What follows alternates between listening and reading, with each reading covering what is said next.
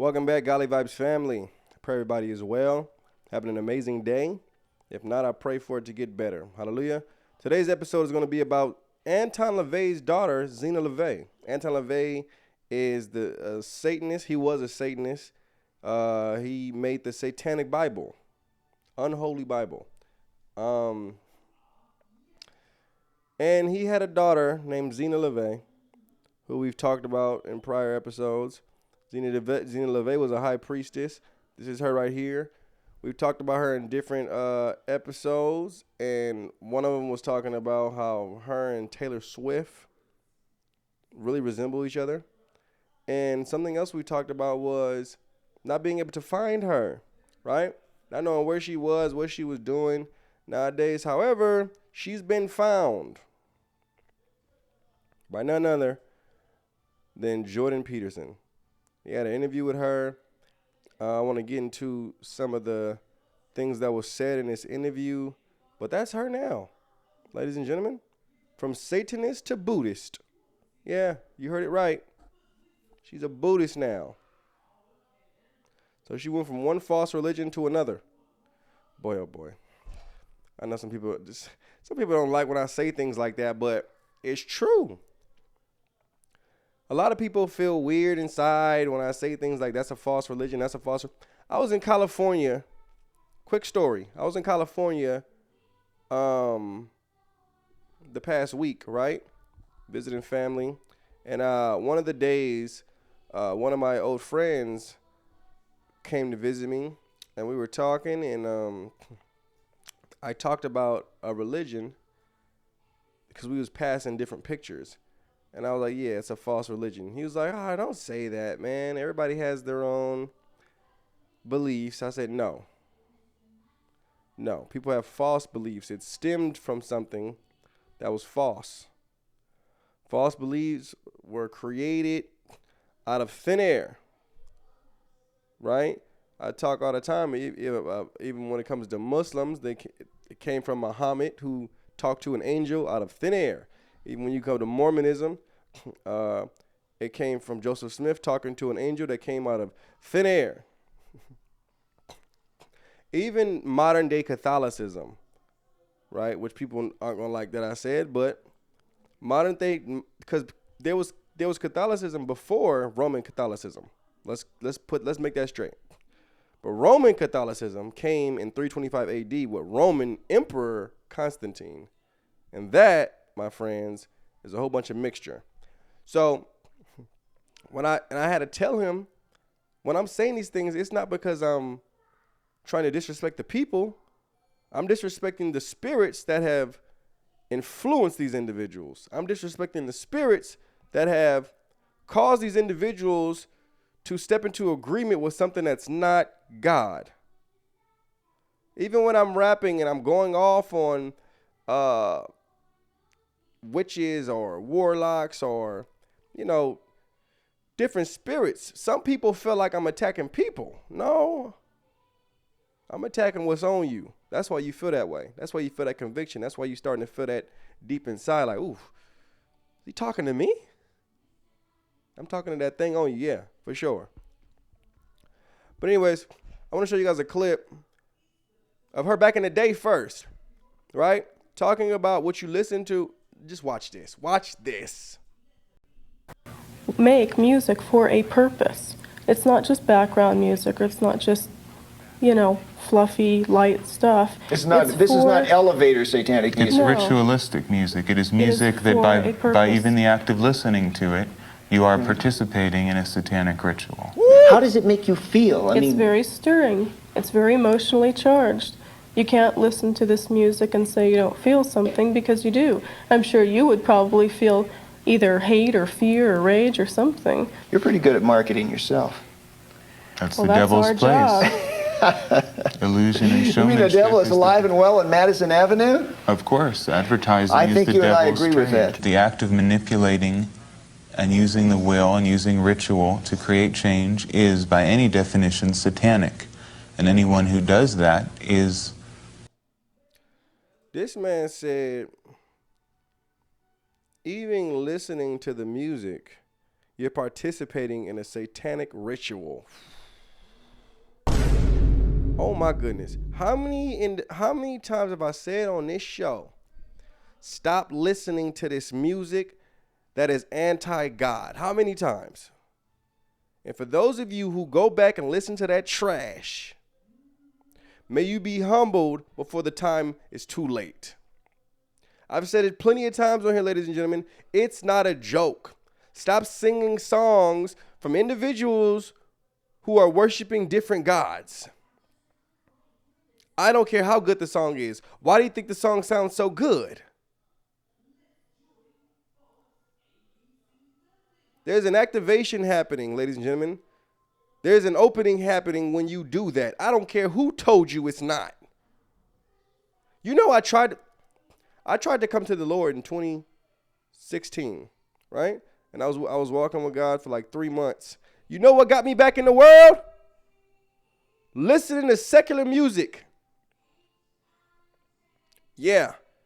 Listening to secular music like it wasn't nothing, just still listening to it. Also trying to listen to my gospel. What does light have to do with darkness? Snap out of it.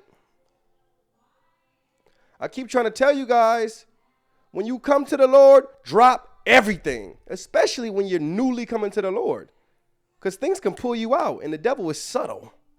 Come out, wherever you are. Let's listen to her now, though. Check it out. I mean, the Church of Satan was sort of moribund at that point. There had been a couple of schisms in the 70s, and that left my father really in a deep state of very dark depression, really malignant black dark depression, and agoraphobia. And he just sequestered himself into his home and would only go to very select, safe places in public, but he was not doing any interviews anymore. And he did not want to confront these allegations. His attitude was he'll just wait till it blows over. But, not just me, but everybody thought, well, this isn't anything. This is pretty extreme. This isn't going to blow over in a week or so. This is snowballing and continuing and to get bigger and bigger. So I had to kind of parachute. I had to parachute into the role of paratroop into the role of high priestess. I had to figure it out on my own as I went along. And then that's when as I said, I started having realizations of like, well, what does it mean to be a religion, and what is religion? And I started doing a lot of my own self-research and looking into certain things. But aside from that, experience was beginning to open my eyes to certain things. And what had happened was, because my mother left my father, I got to back up, because you said, well, it was to my mother and father's advantage to have me doing this. But no, not exactly. It was to my father's advantage to have me doing this.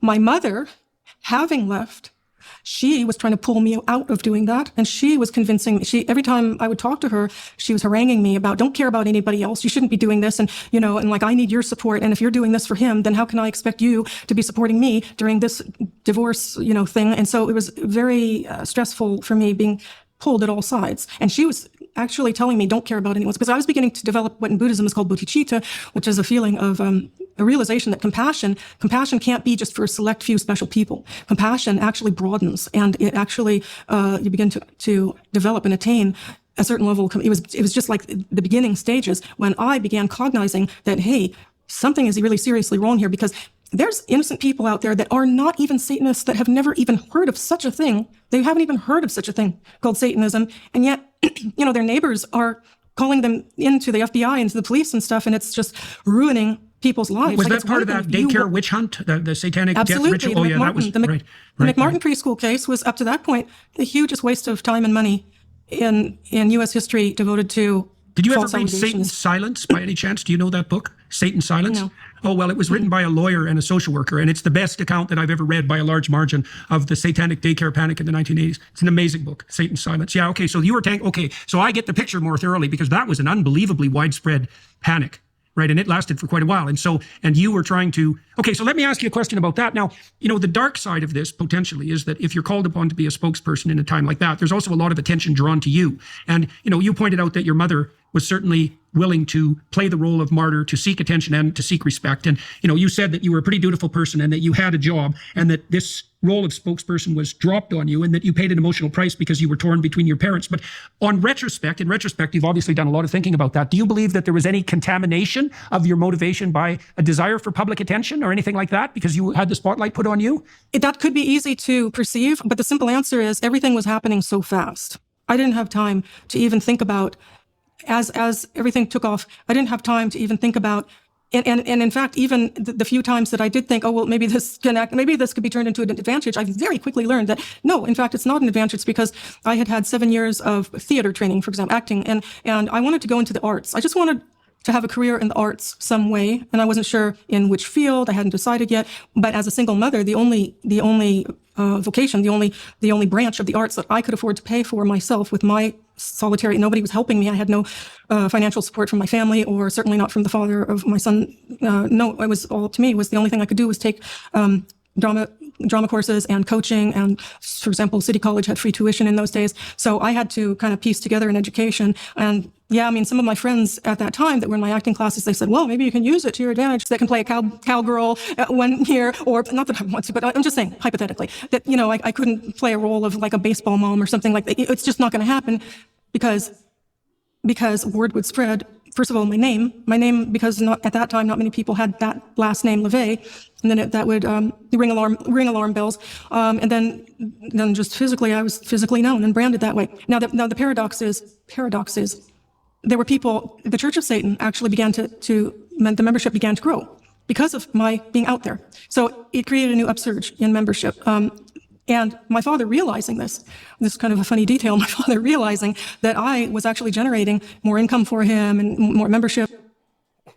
So, Zena LaVey saying she wanted to do more than just be a Satanist, but couldn't really go into these different departments because of her name and people understanding that she's a Satanist and who her father is, right? Jordan Peterson wasn't asking too many good questions, if you ask me. Going really into detail and into depth on, what really happened underground, what really happened within her home, what really happened when it comes to different rituals. This is the type of stuff that you want to talk about when you're interviewing a Satanist, especially like somebody like Zena LaVey. But the fact that she's finally coming out again and talking tells you more people are asking for interviews. I'm pretty sure it's going to get even more deep than what that interview was about. Her dad was... I made a whole video on here. Actually, I'll put it at the end. I'll put the end clip so you can click on it and watch that video. But it talks about, his death and astral projecting and not being able to go back to his body, which is very intense. Can you imagine? My goodness. But a lot goes into Satanism, not just somebody talking about, my parents got divorced, I wanted to be an actor, but I couldn't because of my last name. No. What happened with the sacrifices? Like your sister Ray was telling us. What's really going on with the rituals that you don't want to speak about? We want to hear that. Different things people don't like to talk about because they'll be arrested. You realize that, right? A lot of times people won't come out and tell a whole story because they'll be jailed, depending on what they tell. So they watch their mouth. But praying, it goes more into, the next interviews, a little more into depth. But I just thought it was very interesting that I actually seen her talking. Like, I've never seen an interview with Zena LaVey in this modern time. Just old stuff like the first clip I showed you, where the guy was saying, even if you listen to certain music, you are participating in a satanic ritual. Different raps that you listen to when you're rapping, satanic ritual. You at the Travis Scott concerts, I'm throwing it out. When you see symbolism that's ungodly and satanic, and you're still messing with it, You're still singing those songs. You're still at those concerts. You are participating in a satanic ritual. Don't be surprised when you wake up in the middle of the night and you see a big shadow figure standing right next to your door. And you got to do this with the blanket.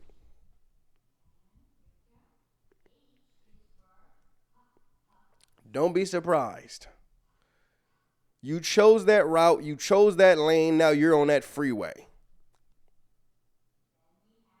But watch this video and see the exit. Hallelujah. Christ. Get off that highway to hell and make the detour to the Lord. Hallelujah. Let me know what you guys think of the video. God bless you.